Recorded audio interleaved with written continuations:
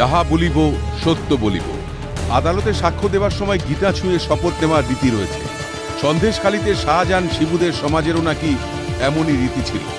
গীতায় হাত দিয়ে তৃণমূলকে ভোট দেওয়ার শপথ করানো হতো গ্রামবাসীদের। অভিযোগ বাসিন্দাদের। হ্যাঁ, গীতায় হাত দিয়ে বলেছি আমরা। ওরা বলেছে যে তোমরা আমাদের ভোট দাও, ভোট দিলে আমরা কল দেবো। হ্যাঁ, গীতায় হাত দিয়ে বলতে।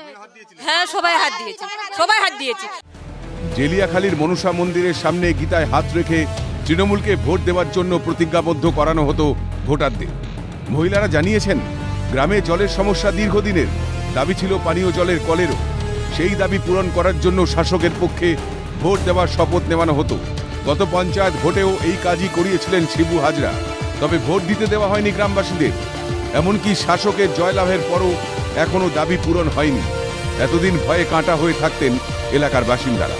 খোলার উপায় ছিল না মুখও, কিন্তু ধীরে ধীরে সরব হতে শুরু করেছেন তারা। জেলিয়াখালীর এই ভাদু সর্দার পাড়ায় কিভাবে ভোটের নিদান দেওয়া হতো তার কথা শুনেও কার্যত চোখ কপালে উঠবে। পাড়ার এই যে মনসা মন্দির, জাগ্রত মন্দির, বড় করে পুজো হয়।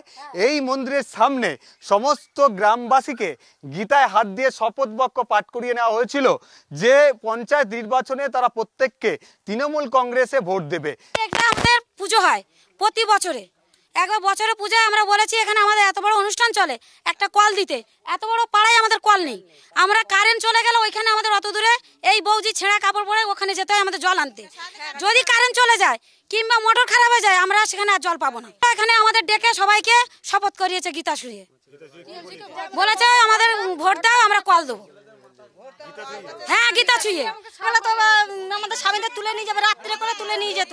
রাত্রে করে তুলে না, ভোট দিতে আর 12 বছর আমরা ভোট দিই না। ওদিকে গেলেই বলতো ভোট হয়ে গেছে। ভোটের নামে প্রহসন। পছন্দ মতো প্রার্থীকে ভোট দানের অধিকার সবারই রয়েছে, কিন্তু সেখানেও হস্তক্ষেপের অভিযোগ উঠছে শাসক শিবিরের বিরুদ্ধে। ধর্মগ্রন্থ গীতা, সেই গ্রন্থ নিজেদের স্বার্থসিদ্ধির কাজে ব্যবহার করা কি উচিত? শপথ বাক্য পাঠ করানো, ভোট না দিতে দেওয়া, অথচ শাসক দল জিতলো।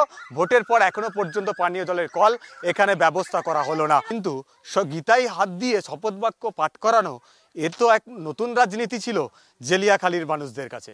ক্যামেরায় সুরজিৎ প্রামাণিকের সঙ্গে মফিজুল ইসলাম, ক্যালকাটা নিউজ, জেলিয়াখালী।